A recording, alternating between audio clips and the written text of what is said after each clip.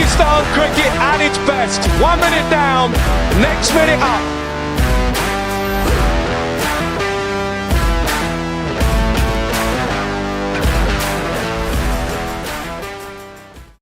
Folks, thanks very much once again for joining me. My guest today is a regular contributor on PakPassion these days. He's a former Pakistani international cricketer.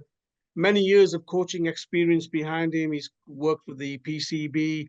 He's worked for Lahore Qalandars at the PSL. He's worked at Lancashire. He's worked for England and Wales County Cricket Board. And he's currently the head coach of the Germany national team.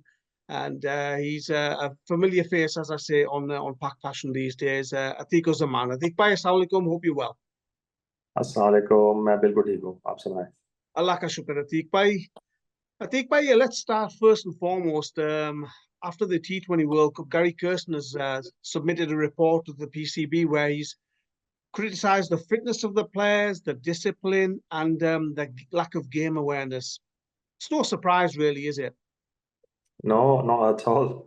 When people start thinking their personal goal and personal agendas, and this is what happened, they forget they're here to play cricket, and cricket is not the individual game. And even out of 11, one person is playing for themselves and can harm the team. And this is what happened to Pakistan.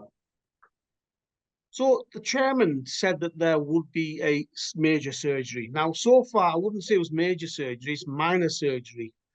I think once the report was submitted, I think there was always going to be one or two immediate changes. There might be more changes to come.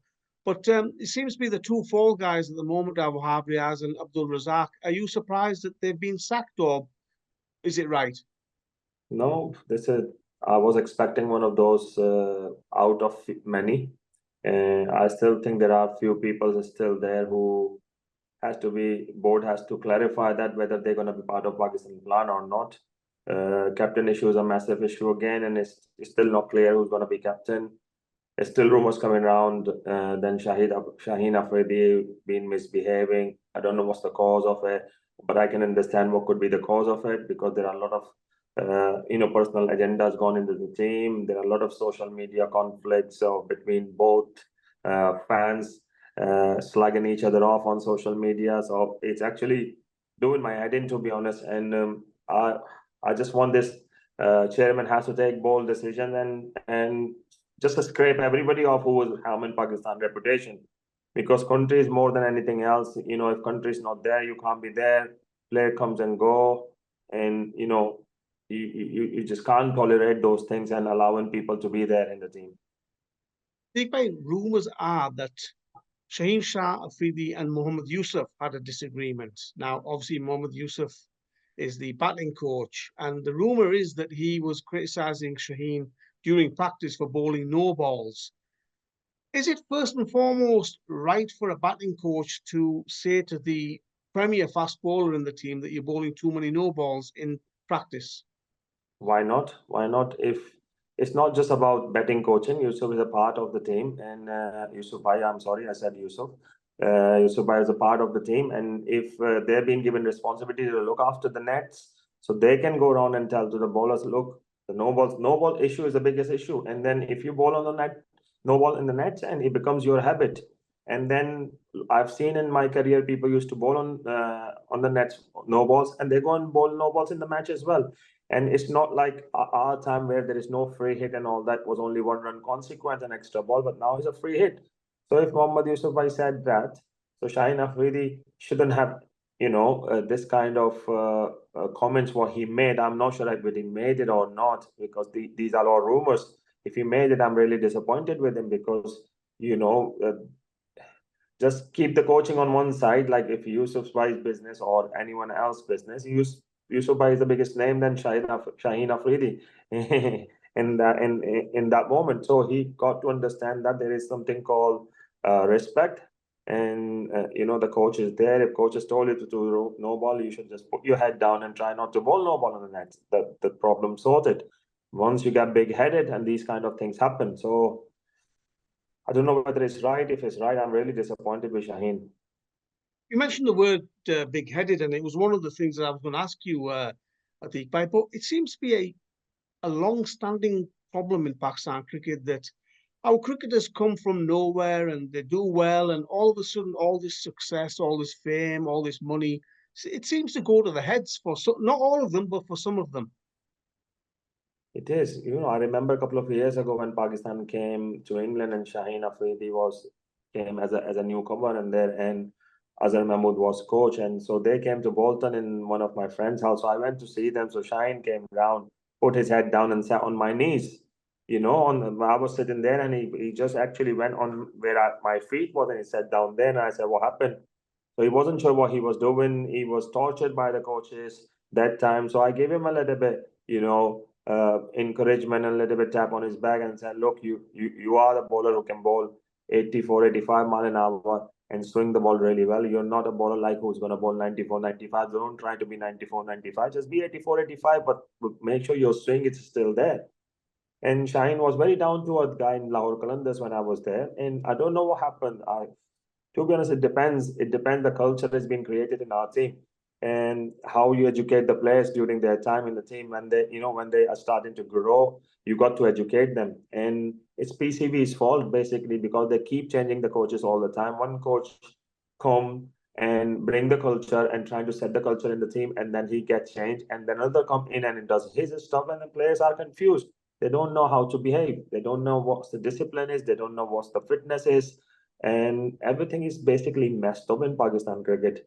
And I don't know how it's going to get fixed. I'm not sure if Garry Kirsten or Jason Gillespie can fix that. Well, you talk about getting it fixed. The PCB chairman has allegedly met 22 former players. So that's like 2 teams, isn't it, of 11 that he's met. First of all, isn't 22 meeting 22 players? They'll all have their own agendas, their own ideas, their own suggestions. Isn't that a bit much? Basically, PCB has brought those people who was just chatting on the media all the time against PCB and brought them in there. I didn't receive a single call. I played Test cricket for Pakistan as well. I am qualified and working for England. I didn't get no call at all. So I don't know what was the criteria for which kind of players that they brought in there. I've seen a lot of legends there, a lot of greats there. But Sajid bhai, I believe this is a different era of cricket. You got to have a modern approach. You brought 70s. If you want to bring 70s or 80s or 90s players, you should have some criteria like you bring 70s in one group in one day, then you bring 80s players, then you bring 90s, then you play 2000s. So everybody has got a different sort of advice and different group. But if I'm sitting with 70s and they're talking very traditionally, and I'm going to obviously argument about it, like I heard Harun Rashid said something about our coaches are not educated enough. Rauf got up and said, "No, you are not right. They are educated, but you don't know them." I give you my example. I've done MPhil. I'm doing this. I'm doing PhD, but I don't get recognized because I don't put this stuff on media. I don't, do these things on social media now at all, or you just ignore me. So there are always going to be conflicts in there, and it was a bad idea to bring in all of them together. I don't understand how did you categorize 22 players? There must be 220 odd players who played for Pakistan. So why you brought 22? What was their qualification and what was their experience of working as an administrator or like you called Tanveer Ahmed? What did you call him for? Why didn't I get phone call? Why didn't Shadab Kabir got phone call or something else? I'm just giving one and two examples. And you getting Tanveer Ahmed because they all say on the media and they just like PCB off, and then, oh, come on, let's bring Tanveer Ahmed in there. Let's listen to him what he has to say. I think it was a ridiculous idea. PCB are saying that they are giving full backing to Jason Gillespie and Garry Kirsten. I think from a coaching perspective yourself, to hear that from the Pakistan Cricket Board, that must fill you with a bit of confidence and belief in the board, wouldn't it? Yeah, it is, because if you bring in somebody there, you got to back him up. You got to give him a complete chance. You got to allow him to create a culture the way he wanted to create it, or they wanted to create it, and give him full support. But on the other hand, give them a best coaching staff as possible as well, not people who's been recommended by ex-players. And I still think there are a lot of political influence in the coaching staff. There are still influence of ex-players who's got buddies there, and they're coaching Pakistan and Pakistan A side.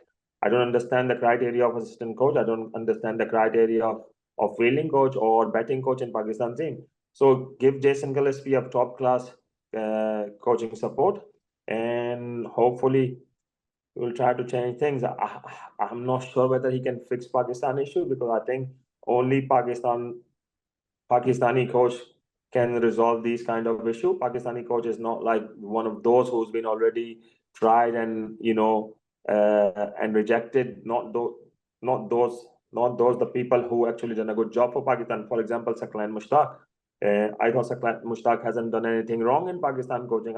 I thought he was a very good leader. He had a good team with him, and Pakistan played a World Cup final under his coaching, and all of a sudden he's been sacked, or he's not been renewed his contract. I think I work with Saqlain and I know the way he deal with things. He's a calm person and he keep the environment very friendly in the team. I think we needed somebody like him.